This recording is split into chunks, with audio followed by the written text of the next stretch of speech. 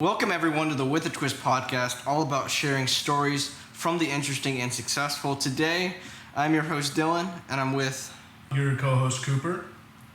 And me, I'm Dominic.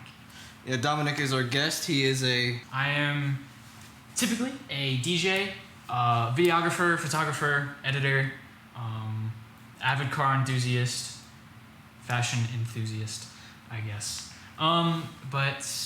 So I do a lot of work in sort of like the tech and entertainment industry, and that's what I do.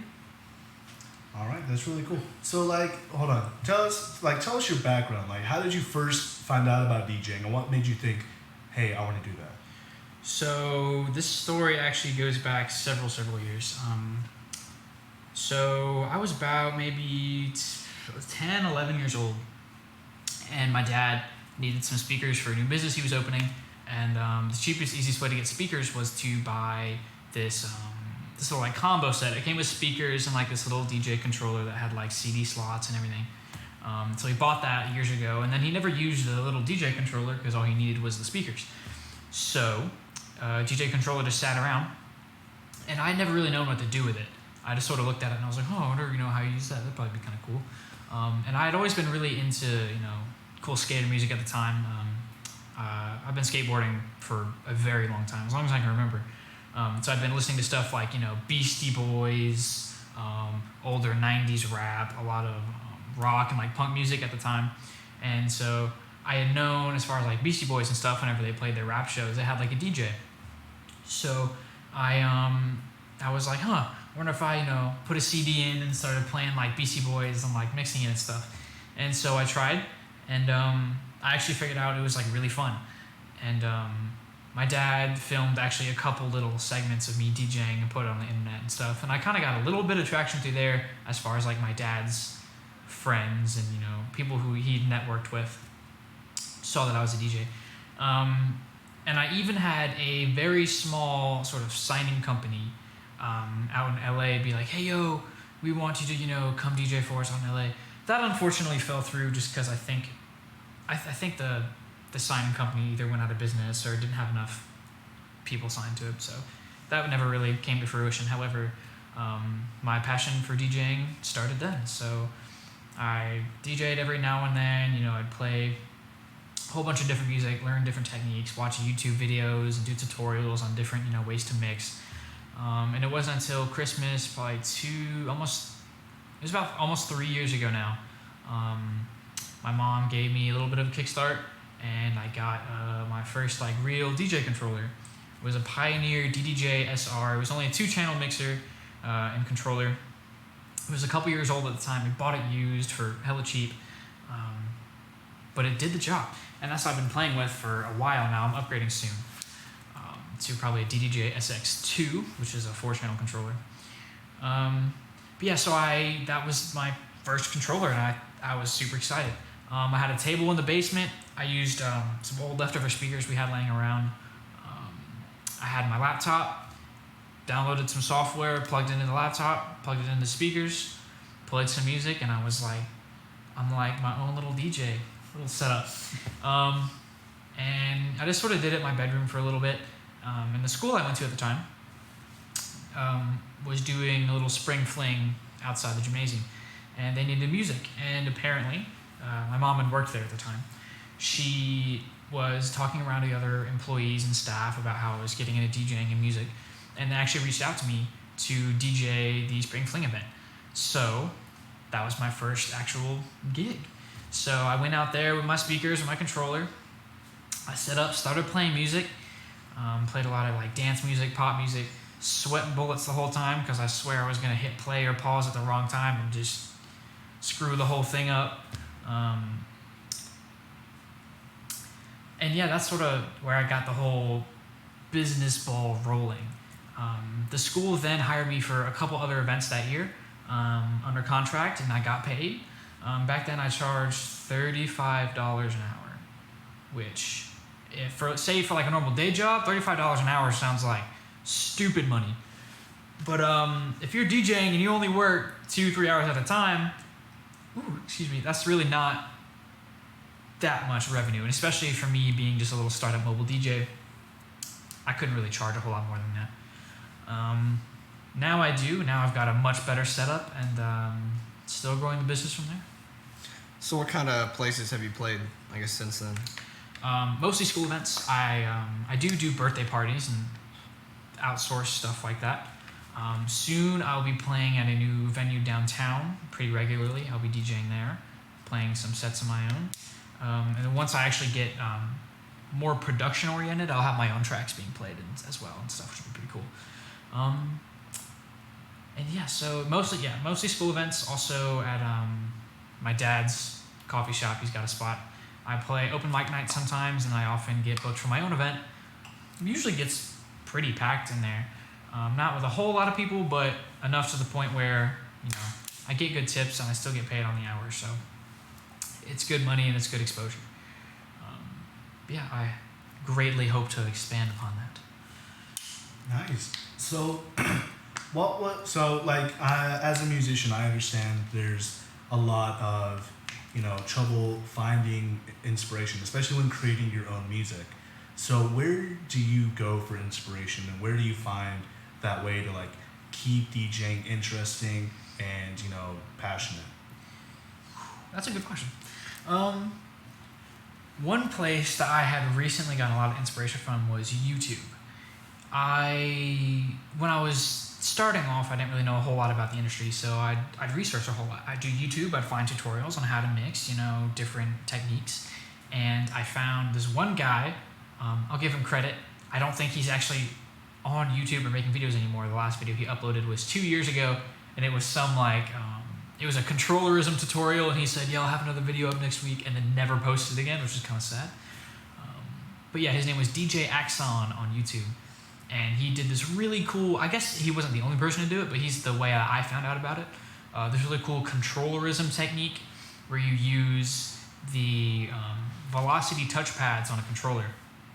You have them set to what's called a roll or a bounce loop, where you hold the pad down and it'll set a loop for anywhere from, from anywhere from 1/16 to a beat to 16 beats. And what you do is you press that and then release it, and it sort of chops the beat up. Rather than being a loop, and when you hold it, starts the loop, jumps back to the beginning, and then if you let go, it starts back where the loop started. A roll loop is different, where if you hold it and it loops itself over, when you're holding the button, the track in the background is actually still playing. So what that allows you to do is it allows you to mix on beat, create different rhythmic hits and stuff like that, but still have the track rolling in the background. So by the time you let go, you're already still on beat. And if you have the same track playing on two different decks, you can go over here, hit the pad, have a roll loop, and then go back over to your other deck, and it'll be in the same spot as the other track is in the background, but you're going ahead in time basically, and you're jumping between different points in the rhythm. It's pretty cool. It makes for some really cool sounding sort of mixing you can do. And I typically do it a lot, and it looks really cool when you're using the crossfader and whatnot to go between tracks, and you're like, bow, bow, bow, bow, bow. So people, as a performance aspect, people think it's pretty cool. They're like, whoa, how do you do that? It's really not all that difficult, but it's fun, and it takes some getting used to. But yeah, and then another place I sort of found inspiration, a specific event called Red Bull 3 Style, which was is a competitive DJing event which takes place around the world, is sponsored by Red Bull. And one particular set, I think it was the winning set in 2014, I think was the year. 2019 now. I'll have to get fact checked on that. I think it was 2014. And DJ SK83 was playing, and he remixed modern hip hop, old school hip hop, punk music, rock music, jazz, reggae. He threw in a whole bunch of stuff into only a 13-minute set, and it actually won the championship at Red Bull, and it was crazy. So there's stuff like that I really look up to, and I sort of look at for inspiration. So cool. Yeah. I guess at its core, why do you DJ?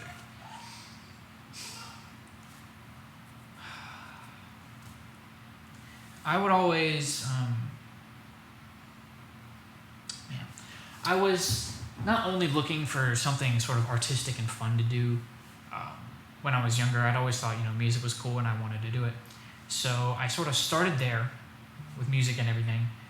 And when I got more into it, I learned more about it. And I learned how really it's like, for live performers, so you have rappers, it's really like the behind the scenes. You wouldn't have anybody controlling the show and actually like watching over everything, playing the music for the live performing artist in the background. So it's like a very key part of a live show.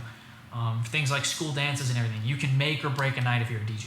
If you play the right songs, have good mixing, you get people in a rhythm, they forget where they're at. They're just listening to their favorite songs and they're jumping, they're having a good time with their friends.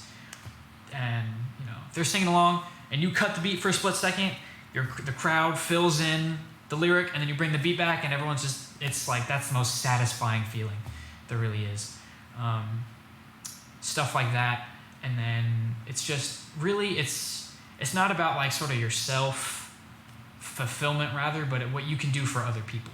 So like that live performing artist, you can really make the show for them by being on point, doing what you're supposed to do, playing the right tracks, making sure the crowd's still in the mood, coordinating with your artist, school dances, playing all the right music, reading a crowd. Because that's what a DJ is. A DJ performs for other people. So, unless perform for yourself in the bedroom, that's fun too.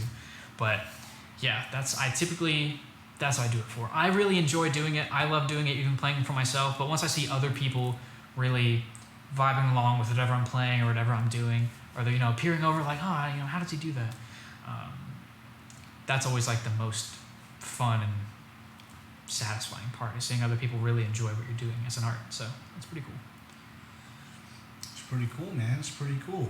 So like, take us through. Like, you set up your stuff. You're at a gig, right? Yeah. Lay this out for you. You set up your stuff. People are walking in. How do you? So like, walk me through what you do. Like, how do you set the mood? How do you start? And like, how do you get people to that point where they're vibing? That's really the hardest part. That's the part that takes the most finesse. If you're playing at a dance, what I'll typically do, I'll give like a real life example. The song ZZ by Kodak Black. It's got a really nice steel drum. If you pass the intro and you go into the first break, there's a really nice steel drum, instrumental drum loop in the beginning. You got that for a good 8 bars. If you loop that, it's a rhythm that people recognize. Big radio hit song. People recognize it. They're like, oh, this is a good song. If you just loop that, no lyrics or anything in there, that just puts music. I'm like spitting everywhere. Jeez. That just puts music in the back of their head, and they're because they don't have any lyrics to sing to, so they don't really think about it. But at the same time, there is rhythm there, and without even thinking about it, they're actually vibing, thinking of the song. And then once you notice that people are sort of in there talking amongst themselves, not looking around all awkward, then you mix in the lyrics of the song, and people are like, oh yeah, and then they start to sing along. And then that just really gets the ball rolling. It's really about playing like the most captivating, noticeable songs at the beginning. Otherwise, people are just gonna, not really know what to do. Okay, this question is probably gonna be the hardest question we've asked so far, and it might. You can think about it, whatever. All right. But if you could choose one DJ, like out of any DJ spend a day with them, and you get to do whatever you want with that DJ, what would you do? Easiest question ever. Literally the easiest question. Salvatore Gannouchi. Who? Right? So, Salvatore Gannouchi, I think he's pretty recent on the game as far as I'm aware. He's not from a long ways back. But I don't know where he's like an enigma. Oh my God. If you're editing, throw a picture of him like up here, Salvatore Gannouchi, look up a picture of him. He is so weird. Like, he'll be on stage and he'll be doing a handstand to like a beat drop. He plays a lot of electronic club music, some dubstep and shit like that. And he'll just be like boom, boom, boom, boom, boom. And it's like, it's so funny. He's like the weirdest. His on-stage character is amazing. People say that he's a bad DJ because he's not always behind, he's not always behind the decks, always mixing. But he's always engaging with the audience. And that, in my opinion, is key. And from what I've seen, he's a hilarious dude. Like, I feel like he'd be awesome to spend a day with. He's freaking cool. And he makes some really cool music. Yeah, if I could spend a day with Salvatore Gannouchi, yes I would. All right. What would that day look like? It would be really weird. It would be like some shenanigans. Like straight fooling? Yes. You wouldn't want to learn from him or anything? Well, someone who I'd want to learn from, as far as that perspective, man, who? Probably, someone who really looks. Shoot, what's his name? He's from Amsterdam. Shoot. DJ. Can't remember his name. He's from Amsterdam. I watched a lot of his videos when I was first starting out, and he has a really good sort of teaching personality, a way to teach different DJ techniques. Yeah, I'll remember his name, and then it'll be probably on the screen or something somewhere. I don't know how you do this, but yeah, he was really cool, and he makes a lot of cool videos. So he'd probably be someone that I'd actually spend like a really valuable day with, and like actually start to learn new things and become a better DJ.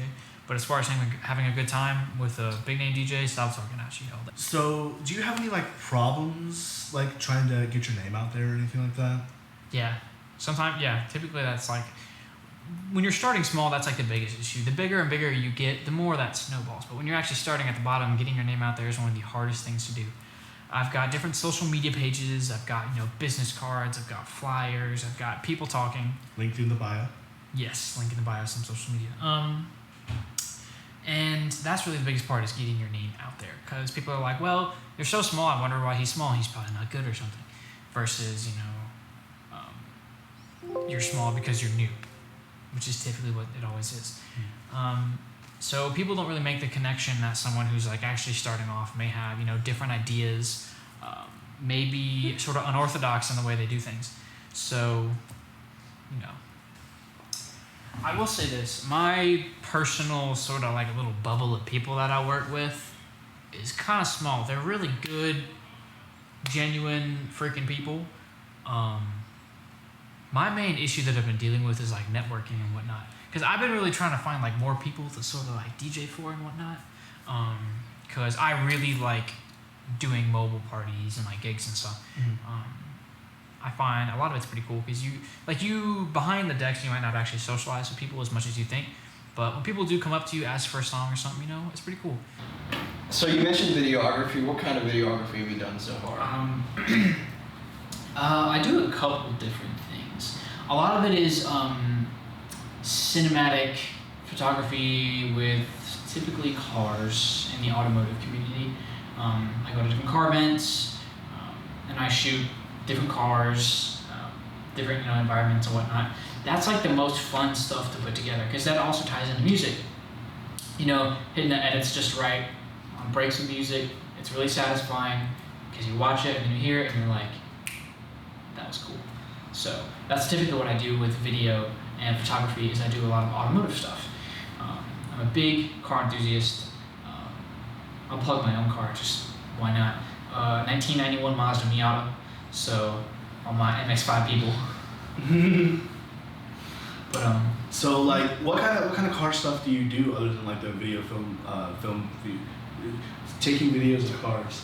What else do you do like with cars? I work on cars. Typically my own car. Soon other people's cars. But yeah, working on cars is really cool. It's honestly something that kind of calms me down because it's something that it's almost like numbers. Numbers, unless you're like talking about some stupid like theoretical stuff, numbers typically don't lie. So when there's cars and something goes wrong, there's always a solution. There's never sort of like really an anomaly, unless it's like some computer program or something. But typically there's always one thing you can narrow it down to, or at least a couple.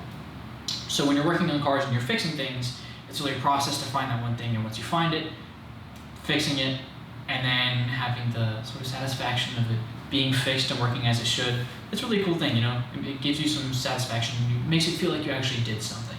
So working on cars is really cool. Okay, so this is the opportunity where we now give you the chance to plug anything you're working on, anything that's coming up in your life you want to shout out. Go for it. Well, a couple things. First of all, my DJing business. If you're local to the Greensboro, North Carolina area, 336. That was stupid. Hit me up. I'm at soup_DJ on Instagram. That's SOUP_DJ. Link in description. Yeah, what he said. That's for like bookings and whatnot. I love to do parties, dances. Weddings are coming soon. I don't quite have the build up for that yet, but weddings are coming soon. Another thing I'm doing is, this is in the works. This is only in like the storyboard stages, but I'm filming a big video for the car enthusiast community.